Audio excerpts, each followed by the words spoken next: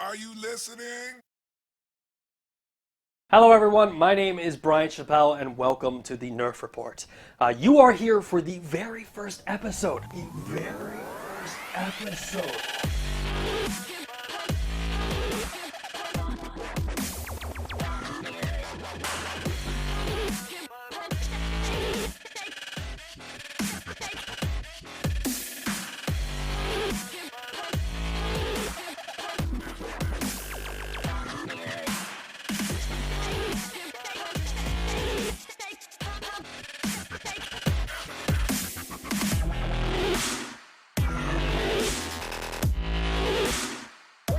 Welcome to another episode of the Nerf Report, the 100th episode.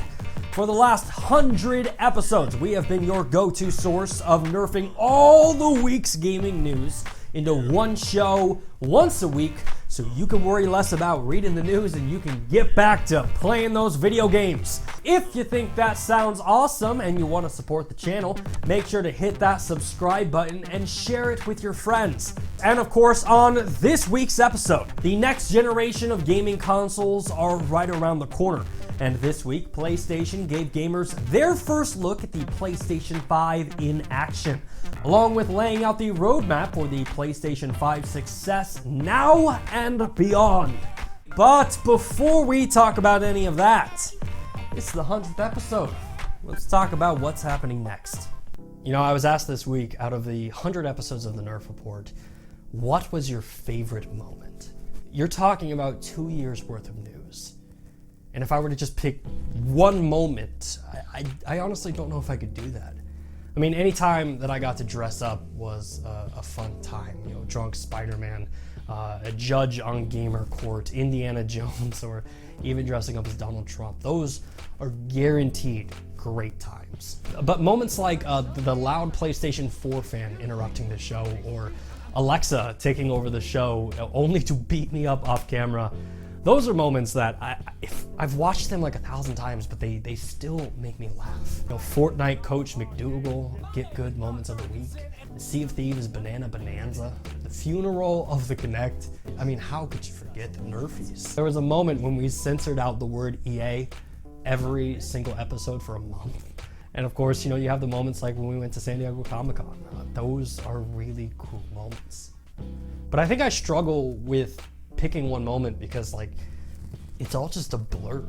Like, since the beginning of this show, I have focused on, like, what's next? What are we doing next week? What outfits do I need to order for the next week's show?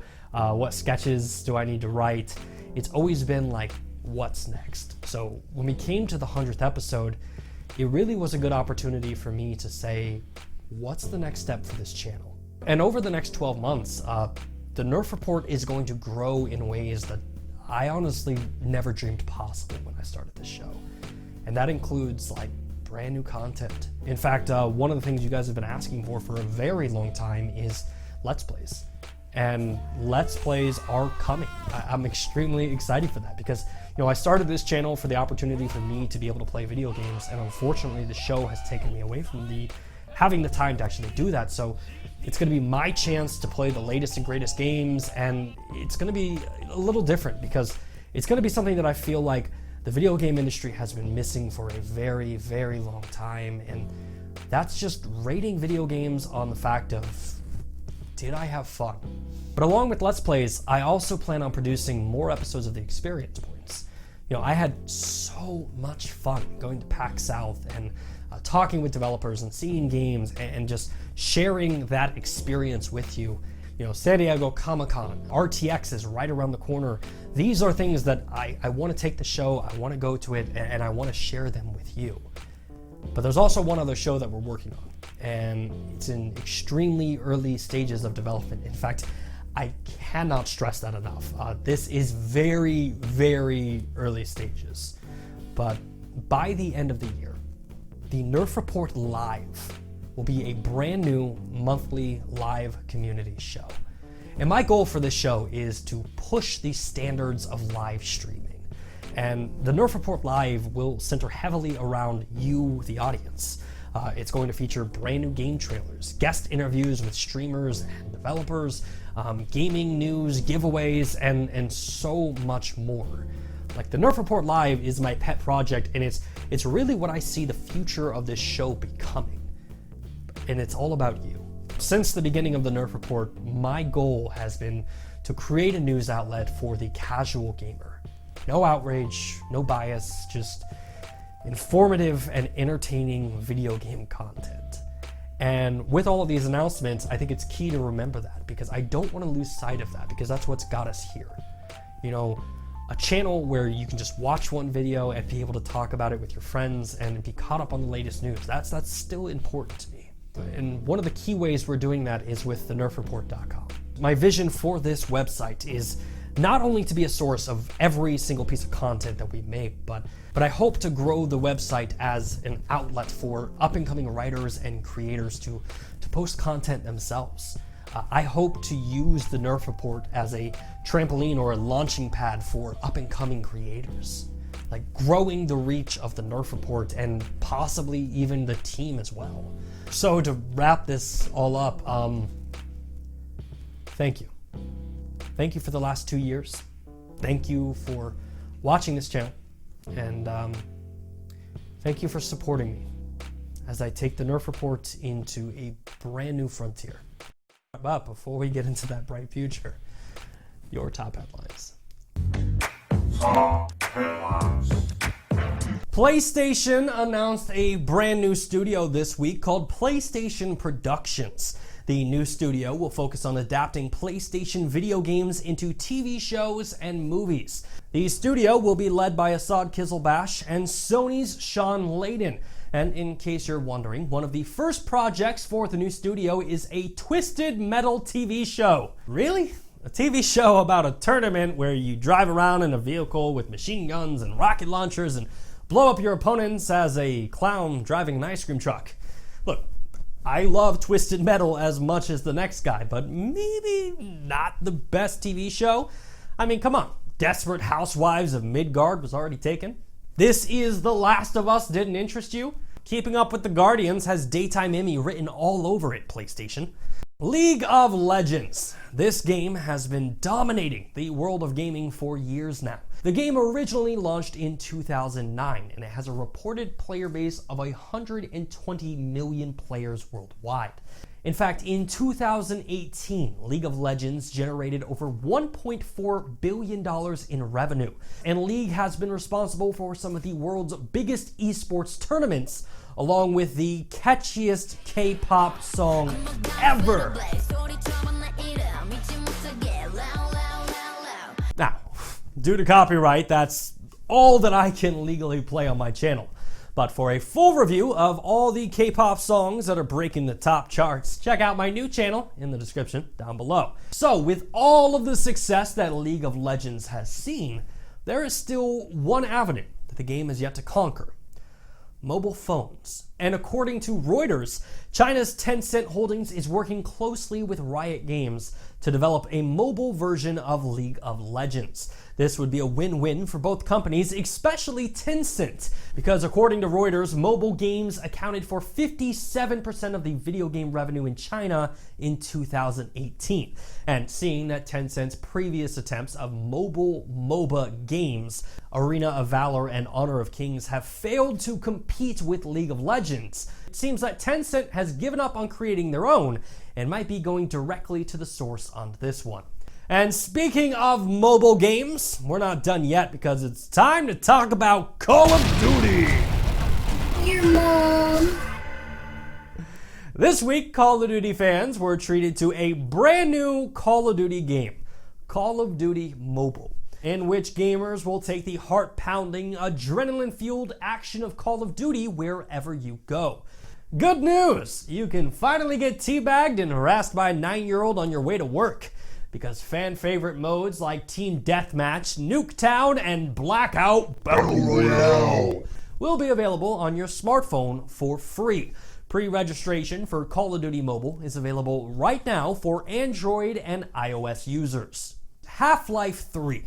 Do I have everyone's attention now? Half-Life 3 is easily one of the most anticipated games ever. And this week we learned that we were really close to getting a brand new Half-Life game. Except it wasn't the one that you were hoping for. In fact, Matthew Kark, the CEO and co-founder of Saber, told Game Watcher this week that prior to his studio developing World War Z, he pitched Gabe Newell on a Half-Life 2 remake. Kark said, "After we did Halo Anniversary and the Halo 2 Anniversary as part of the Master Chief Collection, I reached out to Gabe Newell personally because I knew him from a past life. And I said, I want to remake Half-Life 2. That's all I want to do. I won't charge you anything for it. I'll do it for rev share, and doesn't even need to be a big rev share. I just really want to do it because I love the game so much." To which Gabe Newell said, "Sorry, if we're going to do it, we're going to do it internally and probably make gamers wait another 15 years for a new Half-Life game." Now for something completely different. Yeah.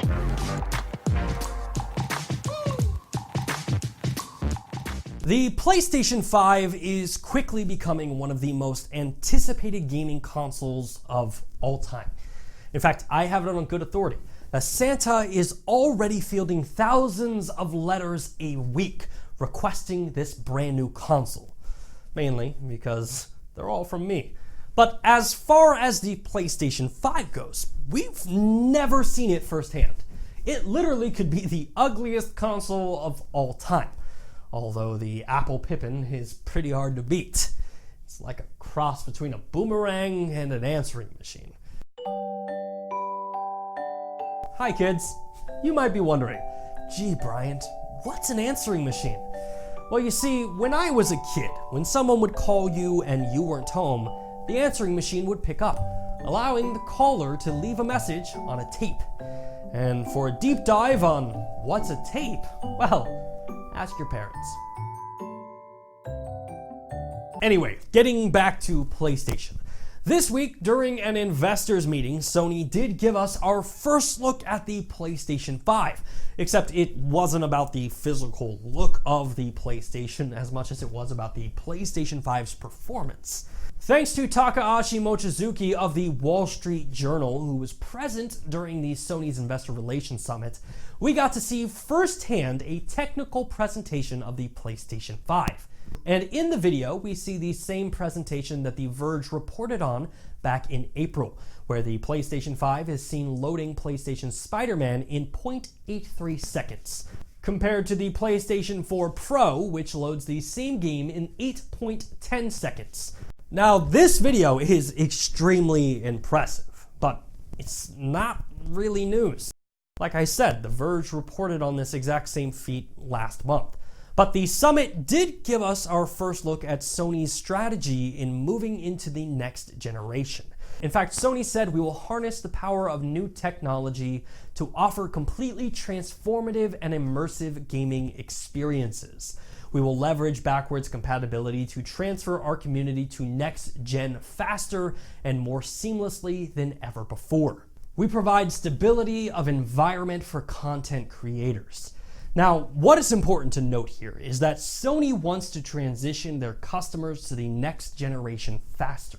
And that's mainly due to the fact that the average PlayStation 4 owner has spent $700 over the life of ownership, whereas gamers who purchased the PlayStation 4 at launch have spent over $1,600 in the PlayStation 4 ecosystem. So Sony hopes that by offering backwards compatibility, new technology, and immersive gaming experiences, that gamers will transition to the PlayStation 5 faster, thus increasing the total dollar amount spent over the lifetime of the console. And for Sony, the PlayStation 5's hardware will be extremely appealing to gamers looking for an upgrade. The PlayStation 5 will have a solid-state hard drive that will greatly increase the load times, 4K and 8K graphics support, an 8-core CPU, 3D audio, and the PlayStation 5 will also support ray tracing. All of these features will greatly build upon the possibilities for Sony's existing exclusives. I mean, if you thought that God of War, Horizon Zero Dawn, and Spider-Man were the peak of gaming excellence this generation, you haven't seen anything yet. But perhaps the biggest selling factor for the PlayStation 5 is Sony's focus on how gamers play. With the next generation of console, Sony will focus on supporting gamers whether they buy physical media, download digital games, or stream their games from the cloud. In fact, Sony sees streaming games from the cloud becoming one of the biggest driving factors of the next generation. Sony described it as a massively enhanced PlayStation community, where enriched and shared PlayStation experiences can be seamlessly enjoyed independent of time and place, with or without a console. So while we don't know what the PlayStation 5 will actually look like, thanks to The Verge and this investors meeting, we can start to piece together exactly what owning a PlayStation 5 might be like. A console where you will experience games bigger and more beautiful than ever before. A console that not only supports the past through backwards compatibility, but also embraces the future through cloud-based gaming.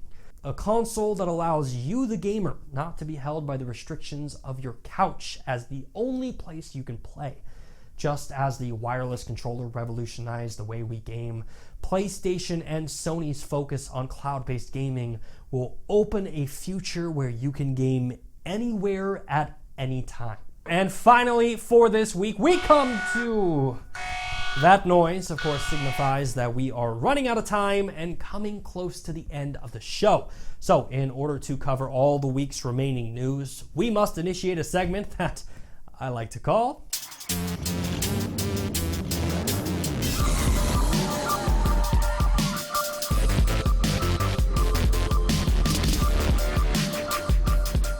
Every single week, we have so much news to talk about and so little time to do it. So we take all the week's remaining news, put 60 seconds on the clock, and try to cover it as fast as humanly possible without running out of breath, passing out, or dying. You know, there's a theory going on that this being the 100th episode that I'm going to die in Nerfd in 60 seconds, and spoiler alert, it's not happening. So with that in mind, let's put 60 seconds on the clock, say it with me, thunder noise, and go. Minecraft has officially sold 176 million copies. That's incredible. We got brand new DLC for Dead Cells called The Rise of the Giant. I can't even beat the first level in that game. Star Wars Knights of the Old Republic is getting its own movie, and speaking of movies, the Sonic movie has been delayed until February 2020 so they can work on his image. DC Universe Online is coming to the Nintendo Switch. Playdate unveiled a brand new handheld console, which... that happened. Dauntless launched this week, and fun fact about Dauntless, it actually features true crossplay. So PlayStation, Xbox, you can all play together. God of War has officially sold 10 million copies. We're getting a Doctor Who VR game. Xbox's E3 press conference will be 2 hours long. Holy crap. And finally, Valve has unveiled a brand new mobile Steam chat app for the phone. Well, that is it for Nerfd in 60 seconds, and that is it for this week's episode of the show. As always, my name is Bryant Chappel. You are you, and this has been the Nerf Report. Thanks for watching.